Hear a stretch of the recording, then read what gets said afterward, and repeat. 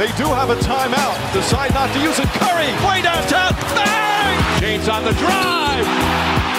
Anthony for three. Puts it in. Durant. You can't keep jumping that high, man. Says who? Bryant for the win.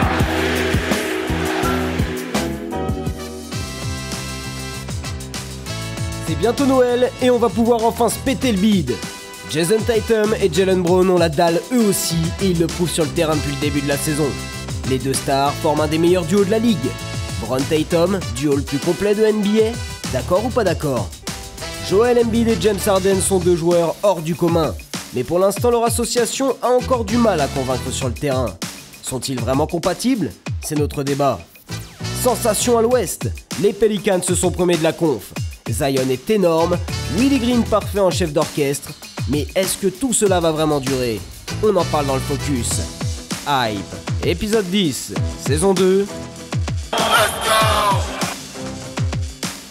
Nouvelle semaine hype sur Sport en France, pas mal de choses à se raconter. On va tout de suite faire les présentations avec des hommes que vous connaissez maintenant depuis quelques semaines, puisque vous nous suivez régulièrement. Un homme qui parle 3-3 aussi, qui parle basket féminin et qui parle basket NBA avec nous. Angelo, comment il va? Il va très très bien, tu vas ravi. Bien c'est la 10e aujourd'hui. Hein. C'est la 10e de cette deuxième saison. 10e déjà. Ça passe vite. Hein. Ça passe vite. Ça passe vite et on espère rester là encore très très longtemps. On va accueillir les États-Unis avec un homme qui est bien vêtu, hein, supporter de l'équipe de France. Pourtant, à San Francisco, c'est Melvin Carsanti. Salut Melvin. Salut Sylvain, salut les gars. Et ouais, allez les Bleus, encore 2 matchs, on y est presque. Encore 2 matchs. Antoine aussi est là, du côté de New York. Comment il va Antoine? Ça va. Moi, j'ai fait dans la fourrure, là. Il y a Noël qui approche et tout, là. C'est un peu froid. Effectivement, un peu froid, Antoine. Vous en faites pas, c'est pas un bonnet, c'est juste ses cheveux. On compatit, on a un peu froid aussi ici en France. C'est pas une bête morte non plus. Et on est entre nous aujourd'hui, puisque Fred est là également pour parler de NBA. Il y a pas mal de choses à raconter, Fred. Bonjour. Non, pas du tout. Non, je vais vous écouter parce que vous aimez la science-fiction et j'aime ça aussi. il va là très très chaud, Fred. On va avoir bien sûr une grosse discussion avec toi, notamment sur le d'accord, pas d'accord. On va tout de suite lancer la première rubrique de notre émission. On va revenir sur des news cette semaine. C'est parti.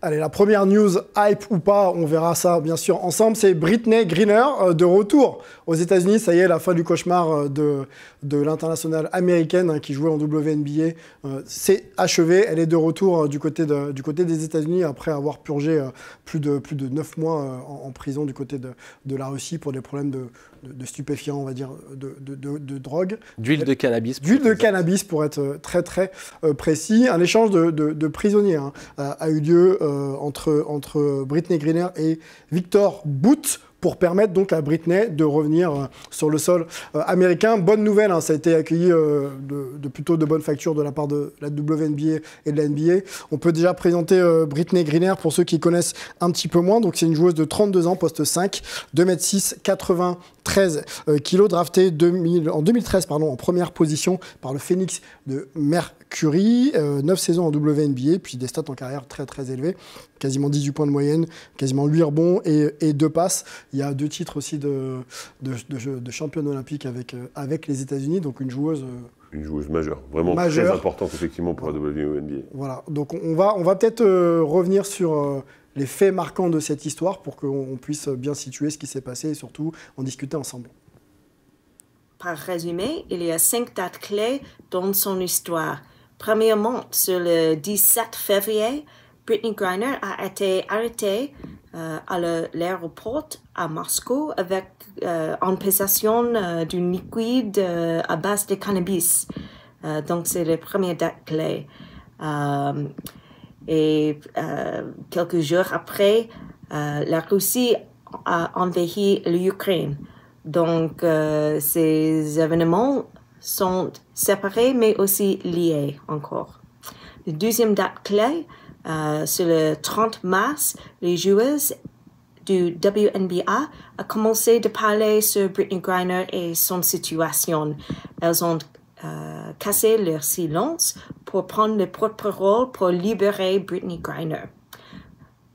Troisième date clé, le 3 mai, les officiels américains ont annoncé que Brittney Griner a été détenue à tort, wrongfully detained.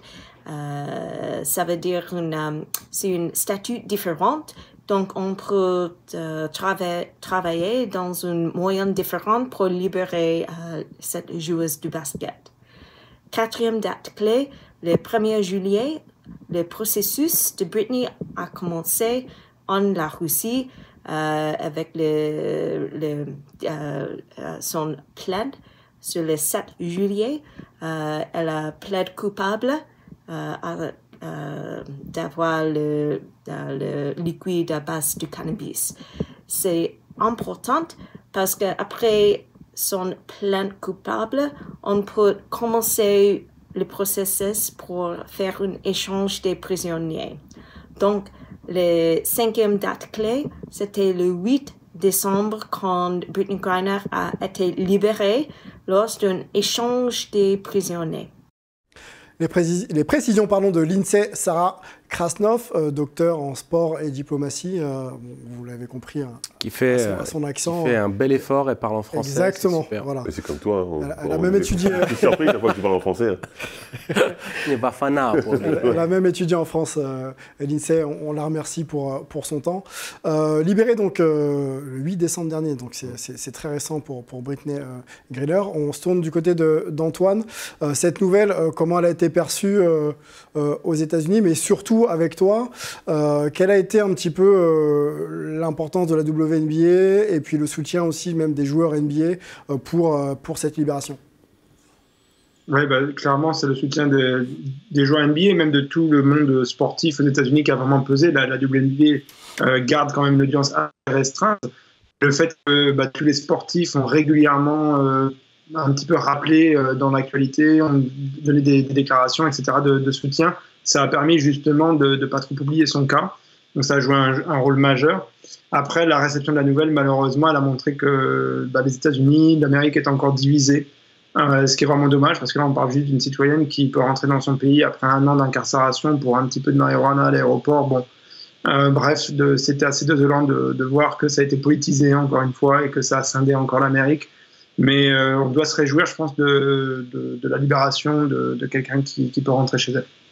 Justement, Melvin, est-ce que tout le monde se réjouit de cette libération? On sait qu'aux États-Unis, il y a souvent plusieurs façons d'appréhender certains événements. Qu'est-ce que toi, pas ce que tu en penses, mais qu'est-ce qu'on en dit aux États-Unis de cette libération de Brittney Griner? Oui, malheureusement, j'ai envie de dire, et de façon assez surprenante, ça n'a pas fait l'unanimité partout, notamment chez certains politiques qui trouvaient que, en gros, le contexte, c'est qu'il y a un Marine qui s'appelle Paul Whelan, qui est détenu en Russie depuis 4 ans pour cause d'espionnage, en fait.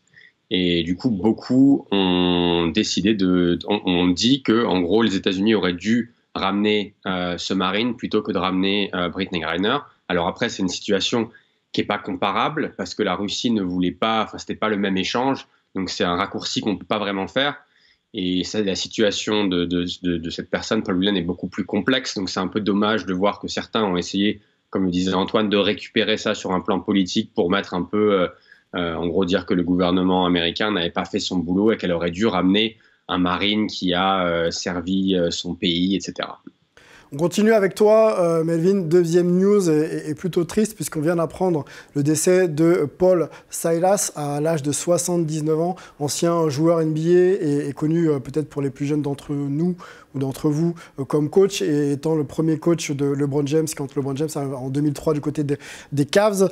Est-ce que tu peux nous en dire 2 mots, peut-être décrire brièvement un petit peu la carrière, en tout cas les points clés de la carrière de Paul Silas? Oui, comme tu l'as dit, c'est vrai qu'avant d'être entraîneur en NBA, il a été joueur. Il a fait ses classes d'ailleurs dans le même lycée que Bill Russell à Oakland.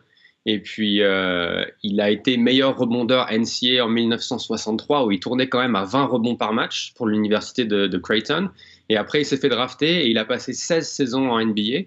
Et il a eu une belle carrière. Il a été 3 fois champion, 2 fois avec Boston, 1 fois avec Seattle. Il a été 5 fois élu dans les All Defensive Team et il a été 2 fois All-Star.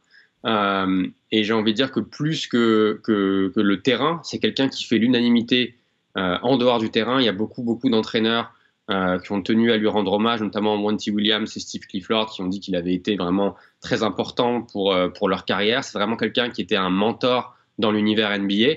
Et puis, c'est également le père de Stephen Silas, qui est l'entraîneur actuel des Rockets de Houston. Merci Melvin, on continue. Presque une rubrique nécrologique, hein, malheureusement. Mais il faut donner les fleurs aux gens. Malheureusement, on ne prend pas le temps de le faire de leur vivant, souvent, parce qu'il y a beaucoup de news à traiter. Non, après, c'est bizarre quand même d'offrir une fleur à quelqu'un qui est vivant, du coup.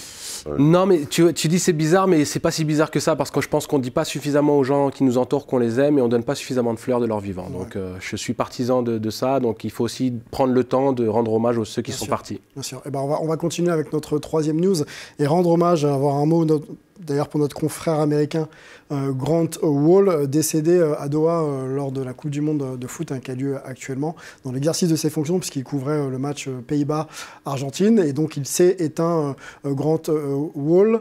Il faut savoir que c'est un journaliste qui était très aimé aussi de la communauté des sports US, et notamment de la NBA, puisqu'il avait suivi LeBron James avant que LeBron James devienne celui que vous connaissez. On va peut-être avoir un mot avec Antoine sur qui était Grant Wall, et surtout son lien aussi avec le basket et éventuellement LeBron James. Grant Wall, une plume de Sports Illustrated au début des années 2000, et donc qui a fait la première story, le premier récit d'importance au niveau national sur LeBron James, avant qu'il devienne effectivement le joueur qu'on va connaître plus tard. Et d'ailleurs, ils sont restés proches.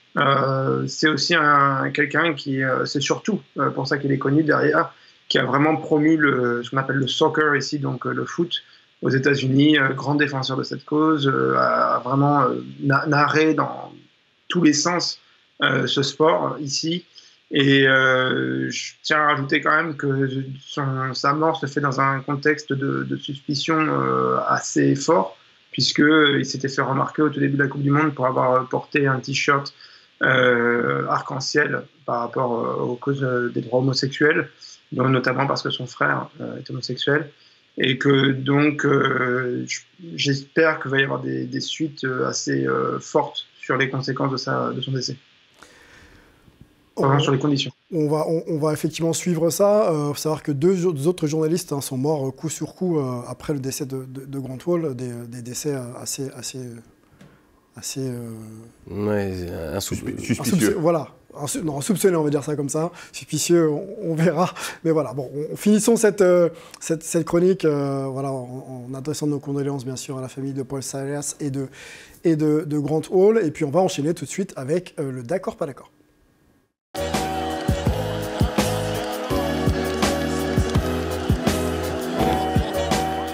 Allez, on rentre dans le cœur de notre émission avec cette chronique désormais culte, le d'accord, pas d'accord. On est en plus tous pas d'accord sur les éléments qu'on va essayer de discuter ensemble. Petit élément de contexte, les Celtics étaient de retour du côté d'Auckland pour affronter les Warriors, quelques mois après leur défaite en finale NBA. Et juste avant justement cette confrontation qui a donné d'ailleurs la victoire des Warriors, un arrière nommé Jaylen Brown s'est exprimé sur la doublette qu'il forme avec un autre arrière, on va dire ailier de l'équipe, Jason Tatum. Je vous lis cette décla, si je la retrouve. Hop. Elle est là.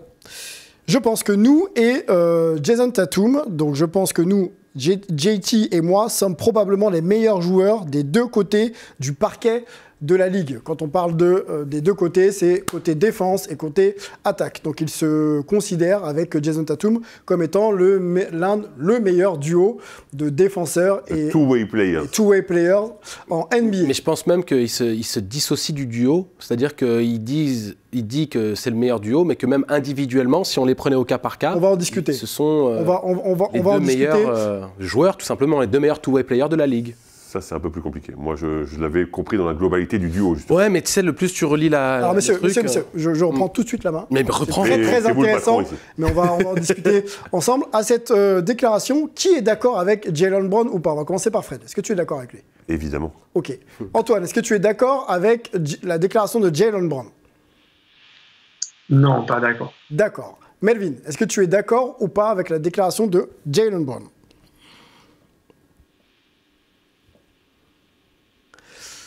On n'a pas entendu là. Pas entendu. Il a dit oui, évidemment. Oui, évidemment. On voit qu'il a bon goût, ce monsieur. Oui, entre la coupe de cheveux et la tenue, c'est magnifique. Moi, je suis plutôt en désaccord. T'es plutôt en désaccord? Ouais, je suis plutôt en désaccord. D'accord, donc tu es plutôt avec Antoine. Ouais, je suis plutôt avec Antoine. T'es prêt? T'as envie de commencer? Je peux, si tu le désires. Donc on va se faire un super duel pour nos téléspectateurs, on va expliquer un petit peu. Antoine et Angelo défendront donc le même camp. Vous aurez à peu près 45 secondes chacun pour exprimer vos arguments. Donc on fait d'abord Angelo, ensuite Fred. Donc le camp du pour, ok? Évidemment. Et ensuite on repassera avec Antoine pour le deuxième argumentaire. On finira avec, cheveux, Antoine, avec Melvin. Voilà, j'espère que j'ai été assez clair. C'est un duo contre un autre duo pour parler d'un duo. Exactement, voilà. C'est parti. Eh bien, pour ma part, Fred, je ne suis pas forcément d'accord dans le sens où je regarde dans la temporalité de la saison et dans, on va dire, la réalité des duos qui existent en fait en NBA. À l'heure actuelle, ils sont le meilleur, mais ils sont tout seuls. Il y a Middleton qui n'est pas encore de retour du côté de Milwaukee, et moi, je considère qu'une fois Middleton revenu à son meilleur niveau, Antetokounmpo et Middleton représentent le meilleur duo de joueurs two-way. Alors oui, tu vas me dire que c'est fictif, il n'est pas encore là, mais ils sont tout de même champions. C'est un duo qui a fait ses preuves, et dans l'attente d'un retour en bonne santé de Middleton, je pense que même si je suis d'accord qu'à l'heure actuelle, JT et Jaylen Brown sont incontestablement pour le moment le meilleur duo. Une fois, on va dire, les cartes redistribuées avec le retour de Middleton, le vrai duo c'est... Ok. Fred, le camp du oui, je suis d'accord.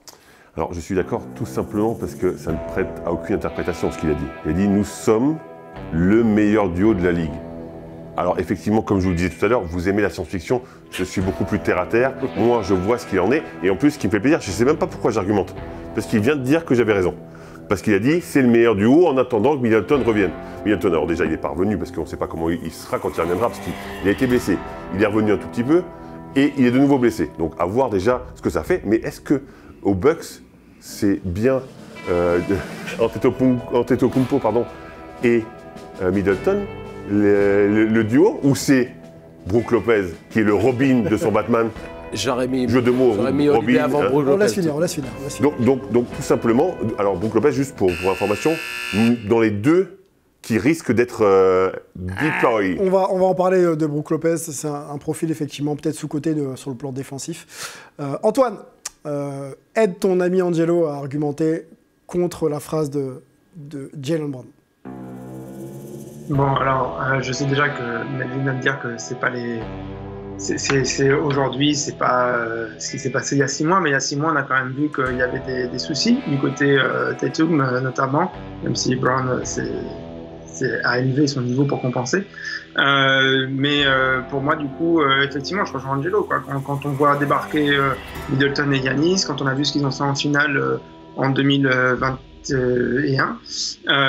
c'est beaucoup plus effrayant tout simplement, et une grosse part de la défense c'est le mental, c'est justement être plus effrayant. Je pense pas que, même s'ils sont forts, ils sont respectés, je pense pas que quand les adversaires arrivent sur le terrain et qu'ils voient Tatum et Brown, ils se font dessus, quoi, qu'ils ont vraiment le côté, il y a un impact psychologique, ils font attention, ils sont préparés, mais ils n'ont pas ce côté-là.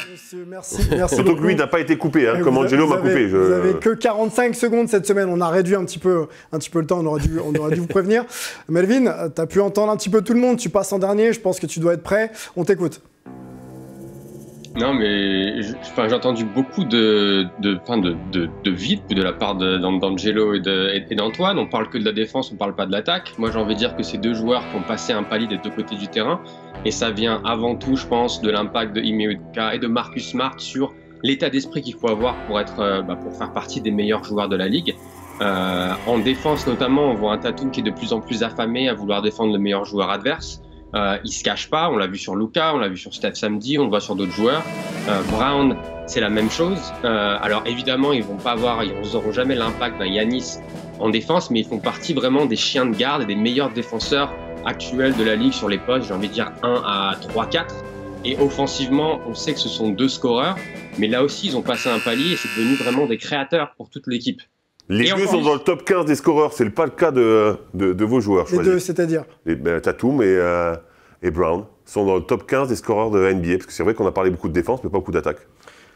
Bon argument, sauf Oui, mais sauf que si tu veux te fier aux stats précédentes et à l'impact d'Antetokounmpo, rien qu'à lui seul, Antetokounmpo est au-dessus de Tatum et Brown, dans toutes les autres catégories statistiques quasiment. Est-ce qu'on peut rajouter les noms? Rajoutons les noms à notre discussion. Ok. Paul George, Kawhi. Science-fiction. Siakam, Anunoby.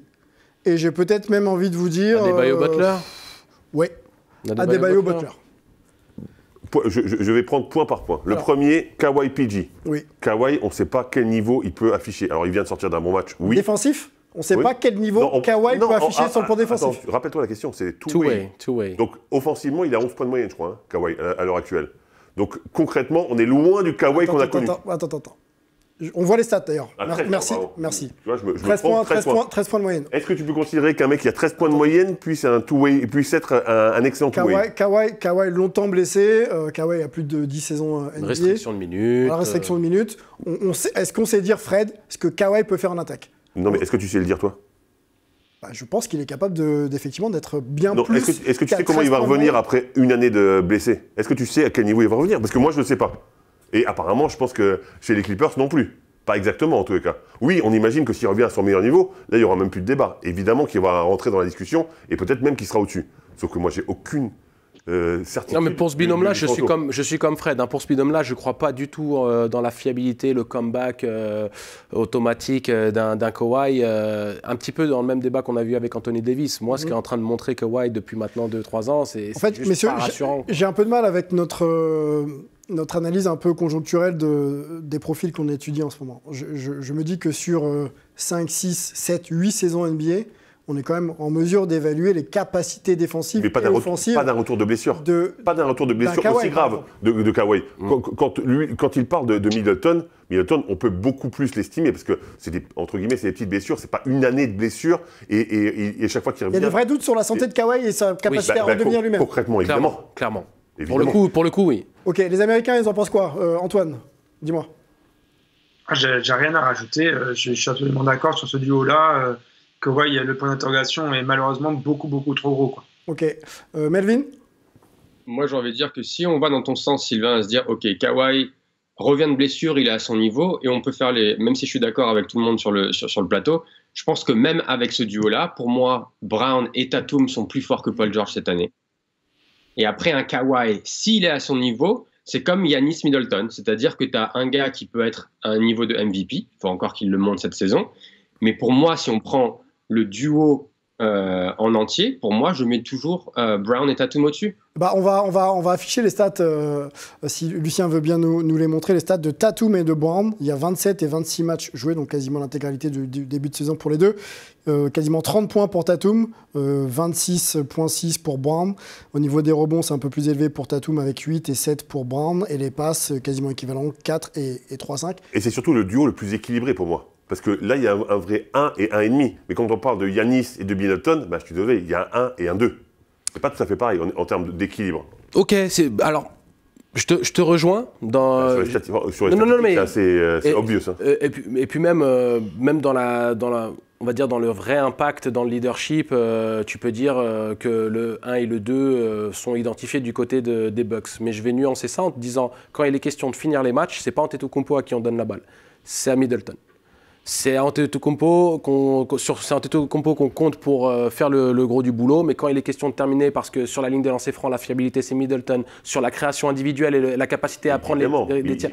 C'est pour ça, tu vois, le 1,5... C'est pour ça que j'ai mis 2, parce que c'est pas non plus un 14, mais par contre, le go-to guy de cette équipe, ça restera Giannis. Mais si tu fais l'addition des chiffres, et si tu fais l'addition de l'impact, parce que là tu... Et je comprends pourquoi tu ramènes l'attaque sur le devant du projet, entre guillemets, parce qu'il est vrai qu'ils sont quand même spectaculaires pour leur production respective en binôme. Mais en play-off, c'est la défense qui va te faire gagner le titre.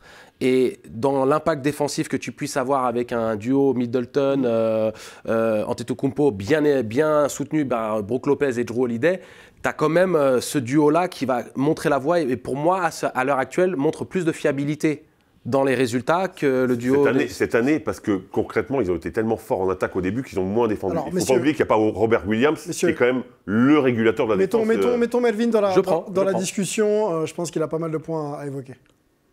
Ouais, non, moi là où j'ai du mal avec la comparaison de Milwaukee, c'est-à-dire que si tu prends Boston, tous les soirs, tu sais que Tatum et Brown sont 1 et 2 ou 1, 1,5 comme a dit Fred. Milwaukee, ça dépend des matchs. Tu vas avoir Giannis en 1, par contre, un match, ça va être Middleton en 2, un match, ça va être Jrue Holiday, un match, ça va être Brook Lopez.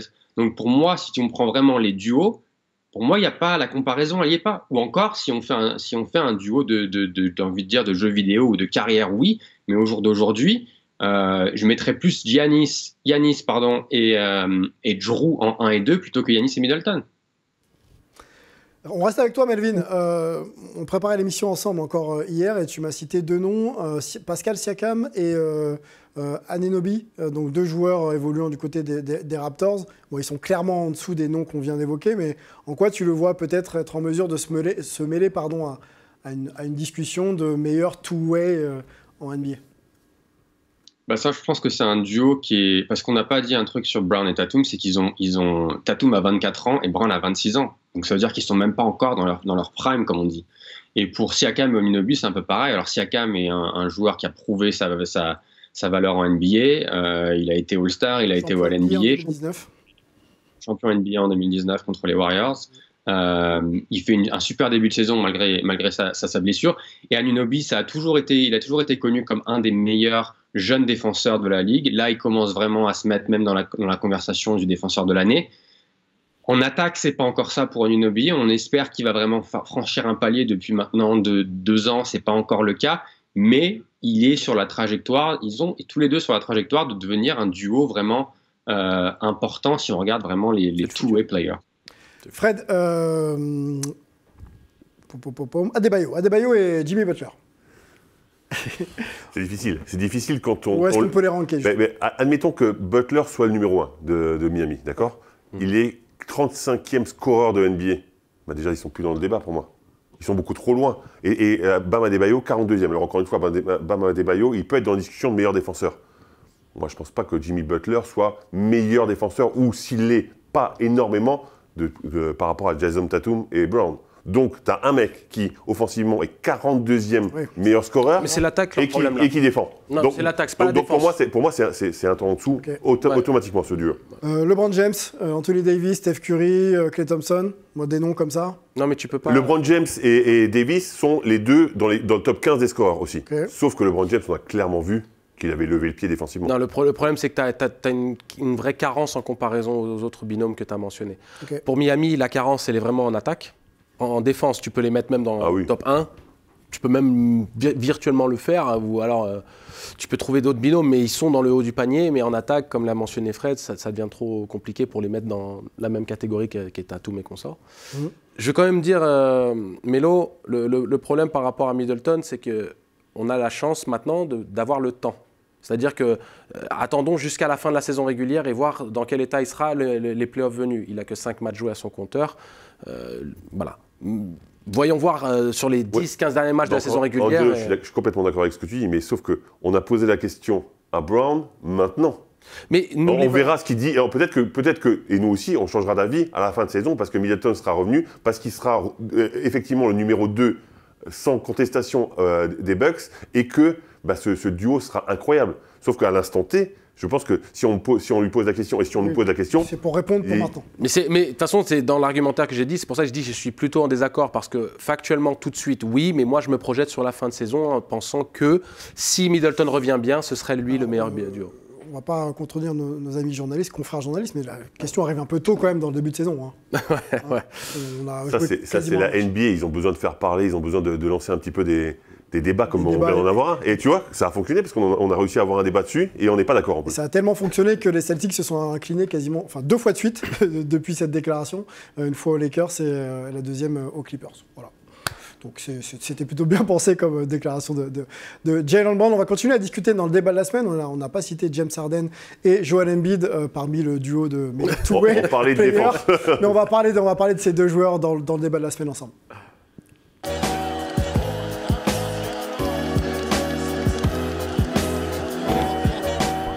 Allez, grosse discussion autour de joueurs des Sixers de Philadelphie qu'Antoine a la chance de pouvoir voir de près très très régulièrement. On va se poser la question de leur compatibilité.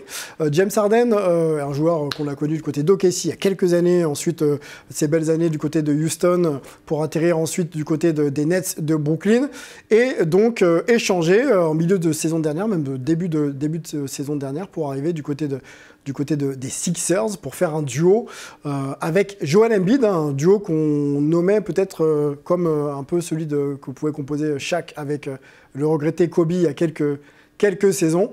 On va se faire un petit peu le bilan un peu de leur association, voir pourquoi ça marche pas, puisque pour l'instant il n'y a pas de titre ensemble, et est-ce qu'il y a une perspective heureuse avec ces deux sur le terrain à la fin de cette saison. Présentons déjà Joel Embiid pour ceux qui le découvrent, international français peut-être, on ne sait pas, mais joueur camerounais de 28 ans, poste 5, 2m13, 127 kg, donc gros bébé, drafté en 2014 en 3e position, 7e saison NBA déjà pour Joel Embiid, et voilà, les stats vous les voyez, c'est 26 points en carrière, les stats, 26 points, 11 rebonds et quasiment 3,5 passes pour un intérieur, c'est plutôt bien.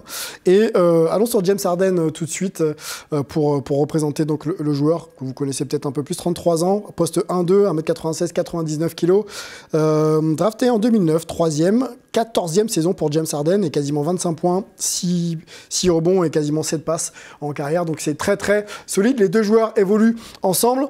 On va se poser une question tout de suite très simple. Fred, les deux sont-ils compatibles? Non. Pourquoi? Parce que les deux ont besoin du ballon. On a un big man avec Embiid, et normalement, les big men, ils ont besoin qu'on leur envoie le ballon pour jouer. Sauf que Embiid, c'est un 3.0 du big man. Donc lui c'est le go-to guy pour moi de cette équipe. Et il va vouloir le ballon, il va vouloir créer, il va vouloir faire son propre shoot. Sauf que James Harden, il veut exactement la même chose avec beaucoup de ballons dans les mains. Moi, il me fait penser à Luka Doncic. Enfin, Luka Doncic me fait penser à James Harden, qui est difficile à entourer. Parce que c'est un mec qui joue très bien quand il a le ballon, quand il dribble beaucoup et quand il joue pour lui et pour les autres. Parce qu'il est quand même très très fort. J'ai l'impression que les deux ne peuvent pas cohabiter vu que les deux veulent le ballon en fait. Alors sur l'impression, on te suit, on va demander à Antoine qui les voit régulièrement, les deux joueurs depuis quelques mois. Est-ce que la compatibilité entre les deux est évidente selon toi? Non, et puis j'ai l'impression qu'en fait c'est quelque chose qu'on a déjà traité l'an dernier en fait, quand Harden a commencé aux Sixers. À un moment, on savait qu'il fallait qu'il y ait plus de pick and roll, que donc les deux s'y mettent, etc. Et ça manque un petit peu, quoi. Ils n'ont pas développé assez ça, ils sont restés tous les deux finalement plutôt sur leur jeu. Et ça pose des soucis. Là, les Sixers ont encore pris des défaites qui ne devraient pas être là. Il y a eu les Rockets, alors qu'ils avaient déjà perdu 2 fois contre des équipes... c'était pas honteux, mais bon, voilà, quoi. Perdre contre les Rockets, c'était un petit peu la goutte d'eau qui fait déborder le vase. Et effectivement, c'est ce que disait Fred, quoi. Au bout d'un moment, tu as 2 joueurs qui veulent le ballon et ils sont capables de faire des choses avec. Mais ce qu'il faut développer, c'est la compatibilité, c'est-à-dire la capacité à ce qu'un seul des deux ait le ballon et fasse jouer l'autre, etc. Et là-dessus, on a un petit peu plus de soucis. Donc, moi, je suis assez déçu, en fait, de voir que ça travaille pas vraiment, quoi. Parce qu'à un moment, c'est ça, c'est que du travail. Et on a l'impression que c'est ça qui manque. On va poser la question, Melvin, je n'oublie pas, mais on va poser la question à Angelo, ancien joueur, bon Fred aussi l'a été forcément. Est-ce que pour faire évoluer justement ces joueurs-là qui ont besoin du ballon, c'est plutôt un travail de coach, ou est-ce que c'est aux joueurs de prendre conscience que pour gagner, il va falloir peut-être partager un peu plus ses responsabilités, ou alors se mettre un peu plus en retrait? C'est les deux. C'est les deux. De toute manière, dans une équipe, tu ne peux pas dissocier les joueurs du coach et le coach des joueurs. Le moment où tu fais ça... Qui a le plus d'impact sur l'évolution en fait Alors pour moi, c'est les joueurs. Mais après, je ne sais pas ce que pense non, mais en NBA, c'est forcément les joueurs. C'est une ligue de joueurs. Une ligue de joueurs, bien sûr. Donc le problème, c'est quoi? C'est que tu as le coach qui réussit à semer une graine qui germe dans l'esprit de ces superstars qui ont le contrôle des équipes et du jeu en général en NBA pour pouvoir prendre le bon chemin.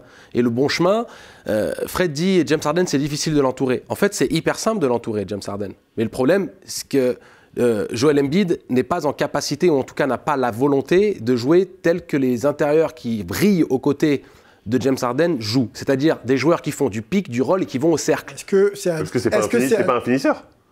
C'est pas qu'un finisseur, du moins. Exactement. Enfin, si, c'est un finisseur aussi, non, mais c'est pas qu'un finisseur. C'est aussi un mec qui veut jouer avec le ballon. Mais est-ce que c'est à Joel Embiid d'adapter Non, c'est pas ça le problème. Le problème, c'est que, et on l'avait remarqué, on en avait parlé en préambule, en coulisses, quand on discutait un peu des thèmes qu'on allait aborder dans l'émission. Joel Embiid et James Harden, le problème, c'est pas que ce duo-là ne peut pas fonctionner ensemble ou qu'il n'est pas fort, c'est qu'un joueur brille l'un après l'autre. Ils ne brillent pas ensemble avec la même comment dire, philosophie, la même, voilà, c'est-à-dire que... Mais c'est pour ça que c'était intéressant ce qu'il disait, les pick and roll par exemple, ça pourrait être hyper intéressant, parce qu'il est tellement fort, James Harden sur pick and roll pour après servir son pivot, sauf qu'il veut le ballon, Joel Embiid, il veut le ballon, il ne veut pas qu'on lui donne le ballon pour marquer. Et Fred, je pense que tu vas doubler, tu vas double down sur ce que je dis. Combien de fois on a vu Anthony Davis qui voulait, et on a parlé justement de pourquoi Anthony Davis est si performant dernièrement. Parce qu'il a enfin accepté le fait de jouer pivot et d'aller mettre son gros cul sous le cercle. Donc, il est indéfendable. Imaginez Embiid qui a un cul encore plus conséquent et encore plus de puissance sous le cercle puisse l'avoir Anthony Davis. Quel genre de dégâts il serait capable de faire s'il avait vraiment décidé d'être ce joueur-là, dominant sous le cercle? Après, il fait des gros cartons. Non, il fait des énormes cartons, mais encore dans une fois, la comme tu le dynamique du jeu. dis, c'est pas un duo. C'est ça. C'est l'un après l'autre. On va mettre Melvin dans la discussion sur la notion de compatibilité et d'adaptabilité. Qui doit justement peut-être s'adapter au jeu de l'autre quand on parle de Joel Embiid, qui vient d'être élu d'ailleurs joueur de la semaine dans la conférence Est, avec des très gros cartons. Est-ce que c'est à lui de s'adapter ou à James Harden de se dire, OK, bon, j'ai un grand scoreur, je vais lui donner la balle là où il a besoin de l'avoir? Alors, pour moi, déjà, il y a deux choses. La première, c'est, à mon avis, c'est beaucoup trop tôt pour se prononcer sur ce duo-là, parce que la saison dernière, Harden n'était pas à 100%. Ils avaient un effectif qui était un peu bancal autour de Harden et de Embiid. Cette saison, Harden a joué que 12 matchs et ensemble, ils ont joué, il me semble, 7 ou 8 matchs. Donc pour moi, on n'a pas assez de recul pour pouvoir vraiment se prononcer sur le sujet. On a quelques chiffres, Melvin, je te coupe et tu reprends tout de suite. On a un chiffre de Joel Embiid, performance sans Harden ou pas. Donc il y a 9 matchs joués avec James Harden et 9 matchs joués sans James Harden. On voit en vert que les matchs joués sans James Harden font forcément augmenter les statistiques. Plus la balle dans les mains. Plus de ballons dans les mains. Il faudrait voir aussi le pourcentage de victoires par contre sur ce nombre de matchs joués sans James Harden, mais je crois que c'est pas si mal que ça.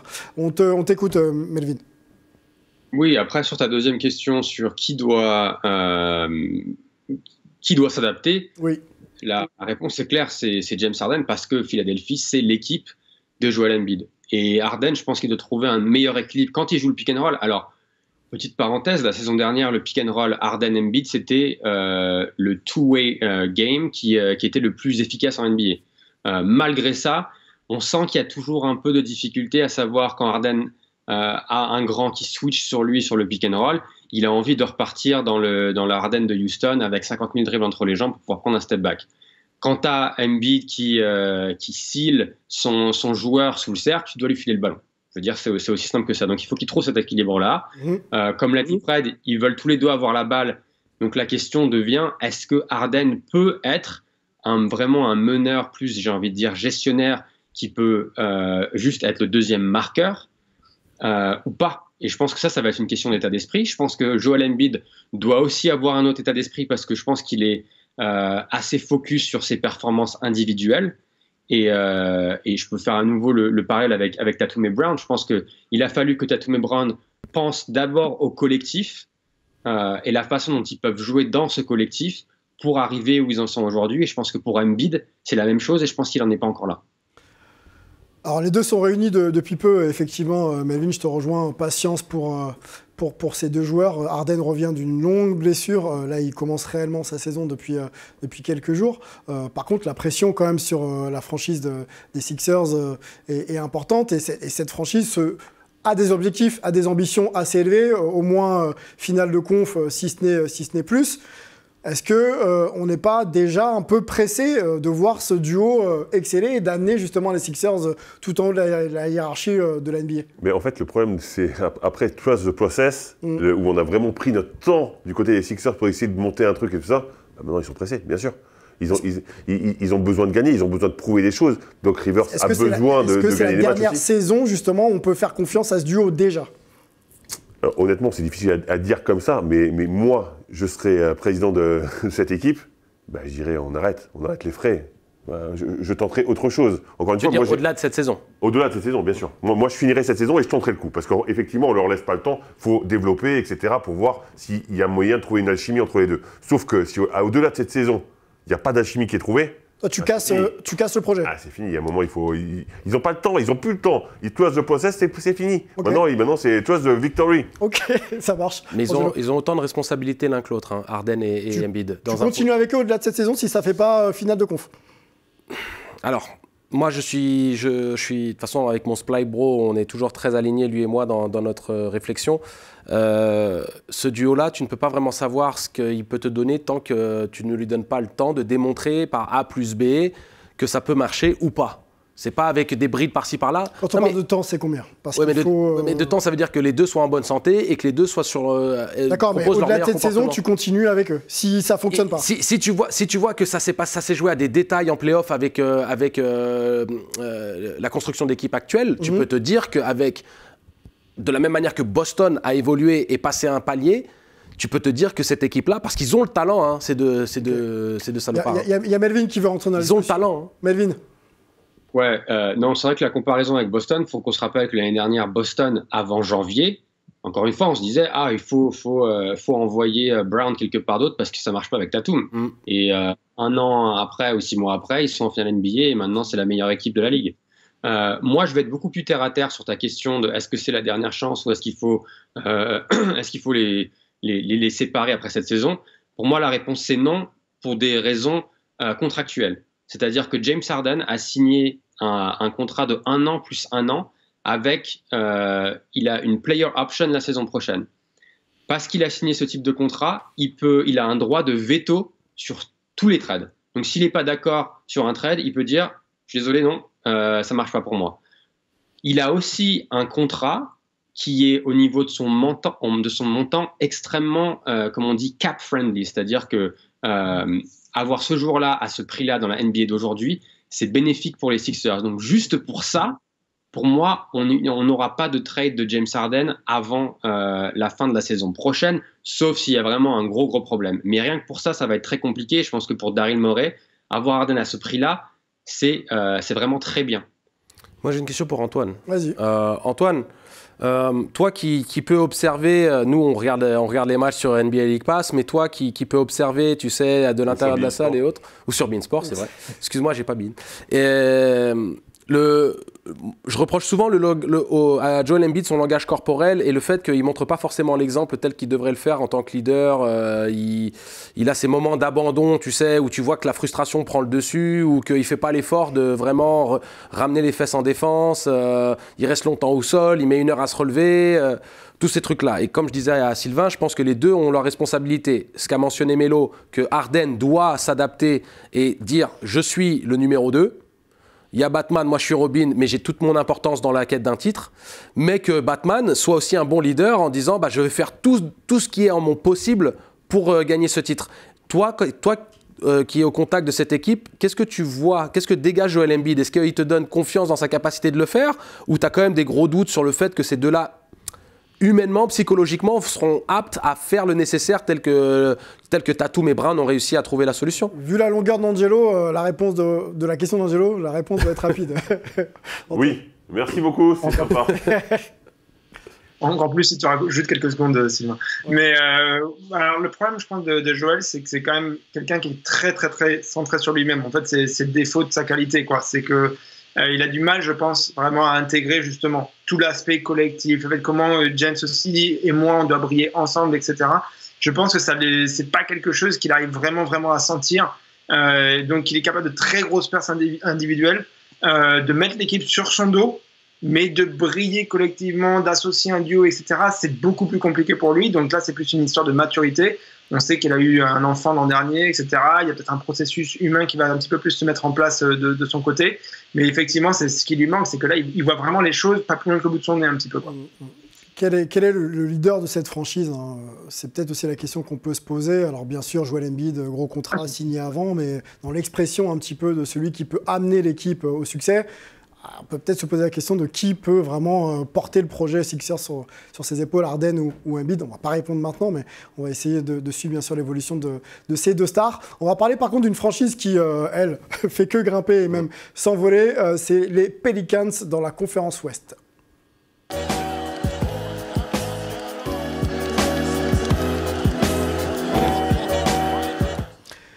L'envol des Pelicans, la phrase est très simple, mais en tout cas, c'est très concret, puisque dans la conférence Ouest, les Pelicans sont tout en haut. On va peut-être montrer d'ailleurs le bilan de ce début de saison qui est très très flatteur. On va essayer aussi de se poser la question de savoir quelles sont les raisons de ce bon début de saison. Vous le voyez, 26 journées. Première place à l'Ouest, 18 victoires, 8 défaites. Gros bilan à domicile, 12-3. Et à l'extérieur, c'est pas mal aussi. 6-5, c'est mieux que les Warriors, hein, Melvin, à l'extérieur, sans problème. Donc cette franchise que l'on n'attendait pas aussi haute, truste la première place de la conférence Ouest. Est-ce que ça peut durer? Déjà, première question un petit peu globale, est-ce que cette franchise est en avance sur son temps ou finalement le temps de passage est respecté, ils sont numéro 1, ils méritent leur place?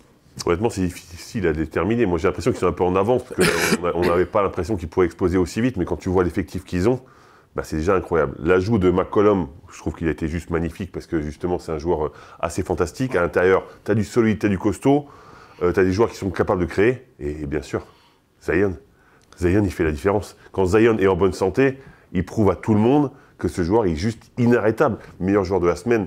Là, oui, tout à fait. Donc à partir de là, Zion fait effectivement la différence. Il est en bonne santé. Quand il est là, ils sont bons. Et encore une fois, quand il n'est pas là, McCollum prend plus ses responsabilités. Il est bien entouré. Il y a plusieurs joueurs qui sont quasiment 10 points. Et donc ça, c'est important. Et j'ai oublié de souligner Brandon Ingram, bien sûr, qui lui aussi peut être capital. De grosses qualités offensives, incroyables même. Donc une force de frappe intéressante. Un Zion, l'ajout de McCollum.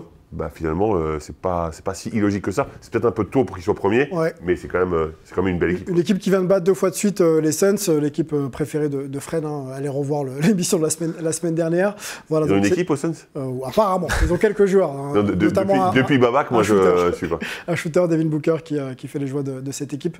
Ça peut durer la présence de Pelicans tout en haut de la conférence Ouest? Bien sûr, ça peut durer, mais il ne faut pas oublier l'homogénéité de cette conférence et de la NBA de manière globale. C'est-à-dire que tu as beaucoup d'équipes qui sont au contact les unes des autres, et une série de 3 défaites, tu te retrouves 7e. C'est-à-dire que tu es premier, tu peux être 7e, et c'est ça qui est intéressant dans cette conférence, où je ne pense pas qu'ils aient grillé les étapes. Je pense qu'ils sont là où ils doivent être par rapport au potentiel qu'ils ont montré. Ils le concrétisent.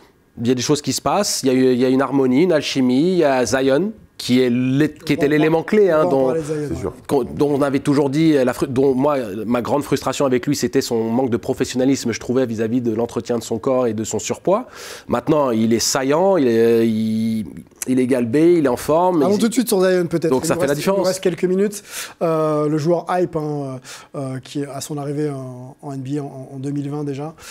Zion Williamson, l'intérieur musculeux, qui a connu pas mal de blessures en début de carrière, qui va beaucoup mieux. Voilà un peu pour le profil de ce joueur si vous le découvrez. Donc c'est 22 ans, c'est encore très jeune, poste 4, 1m98, 128 kg, donc une belle bête. Drafté en 2019, voilà, pour être précis, premier par les Pelicans, 3e saison NBA, quasiment 26 points de moyenne, 7 rebonds et 3,4 passes. Quand Zion est sur le terrain, Melvin, forcément les Pelicans vont mieux. Bah forcément, les Pelicans vont mieux. Je pense que plus que ça, c'est qu'ils ont un peu changé leur façon de jouer, parce qu'il faut quand même. Ce qui est assez surprenant avec cette équipe, c'est que Brandon Ingram est blessé, a raté beaucoup de matchs. CJ McCollum a été blessé, a raté beaucoup de matchs. Zion a raté des matchs en début de saison. Mais quand Zion est revenu, les 2 autres sont sortis de l'effectif sur blessure, et du coup, ils ont changé leur façon de jouer. Et leur attaque est devenue vraiment Zion-centric. Donc tout passe par lui. Et il est vraiment créateur, c'est-à-dire que, comme le disait le Fred, le Fred, ça marche. Le Fred, j'aime bien avoir ce petit ton, j'aime bien. Quand il attaque le cercle, tu peux rien faire. Je veux dire, il est tellement puissant qu'il y a d'autres défenseurs qui doivent venir en aide, et du coup, il arrive à prendre les bonnes décisions, à faire les bonnes passes pour pouvoir mettre ses coéquipiers en valeur. Donc c'est très bien. Après, moi, la question que j'ai pour Zion, c'est est-ce que ce sera la même chose quand CJ et Brandon Ingram reviennent? CJ, petite parenthèse, qui est à 40% au tir cette saison, ce qui est extrêmement bas par rapport à ses standards. Et puis surtout pour Zion, la question, et je pense que c'est une question à laquelle Angelo peut répondre, c'est il fait ça sur 5 matchs, c'est très bien, mais est-ce qu'il peut enchaîner sur les prochains 40 matchs? Ou est-ce qu'il va en rater 20?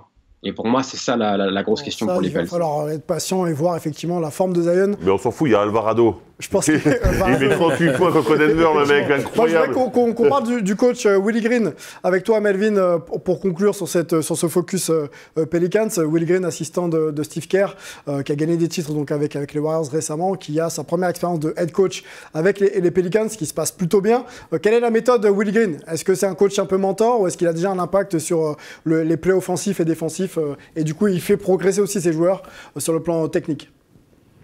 C'est un peu les deux. Donc, tu as mentionné qu'il était assistant de Steve Kerr, qu'il a côtoyé à Golden State. Je trouve qu'il a pris la perspective de Kerr, c'est-à-dire que tous les deux dans leur carrière étaient des remplaçants. Donc, il sait comment gérer le 8e, 9e, 10e homme, mais il sait aussi parler aux stars. Et je pense que ça vient aussi de...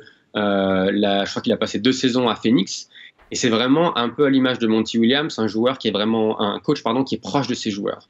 Et puis après, quand il est arrivé, il a été extrêmement clair par rapport à l'identité de son équipe. C'est-à-dire qu'il a établi 3 règles qu'il dit non négociables. C'est-à-dire que le premier, c'est jouer dur et avec intensité pendant 48 minutes. Alors ça paraît peut-être bateau, mais ce n'était pas du tout le cas avant son arrivée. La deuxième règle, c'était priorité à la défense. Avant son arrivée, ils étaient 23e et 18e au niveau de l'évaluation défensive. Cette saison, ils sont 3e. Et la dernière règle, c'était l'altruisme en attaque. Pareil, avant son arrivée, ils étaient en dehors du top 10. Cette saison, ils tournent à 27 passes par match, qui est la 6e marque de la Ligue. Donc, il a vraiment posé cette identité. Et ce qui est très important, c'est que les joueurs et les joueurs stars adhèrent à son message et se sont inscrits dans ce collectif et dans cette identité-là. Willie Green passé par les Suns de Phoenix en tant qu'assistant en 2019, entre 2019 et 2021. Voilà, donc pour réinsister sur le côté un petit peu Suns de l'affaire. Quand on passe aux Suns, en général, on s'en sort bien après. Boris Dio, on pense à lui et à la carrière qu'il a faite ensuite aux Spurs. C'est déjà la fin de cette émission. On a fait un peu court sur les Pels, mais on aura l'occasion de reparler de Zion, qui devrait sûrement continuer dans ses standards et peut-être être le joueur de la saison, pourquoi pas. On va remercier Angelo, toujours fidèle au poste, l'homme du 3-3 de la LFB pour la chaîne Sport en France. Merci les États-Unis d'être toujours fidèle au poste. Allez les Bleus avec Melvin. Antoine, merci beaucoup. Fred, on te retrouve très vite pour parler de NBA notamment. Pourquoi pas. Ouais. On va remercier toutes les équipes techniques de Sport en France, Romain Schindler qui nous donne l'opportunité d'être là, et Lucien Géant qui construit l'émission pour nous. On va remercier toute la communauté. On remercie Lucien vraiment? Ouais. Okay. Oui, il travaille dur. Pas vraiment pour, mais ok. On me glisse dans l'oreillette qui t'aime et qui va venir te faire une bise. Merci à la communauté Hype. Retrouvez bien sûr l'émission sur le replay de Sport en France et le replay de Hype sur YouTube. On se retrouve la semaine prochaine pour une nouvelle émission Hype. Ciao.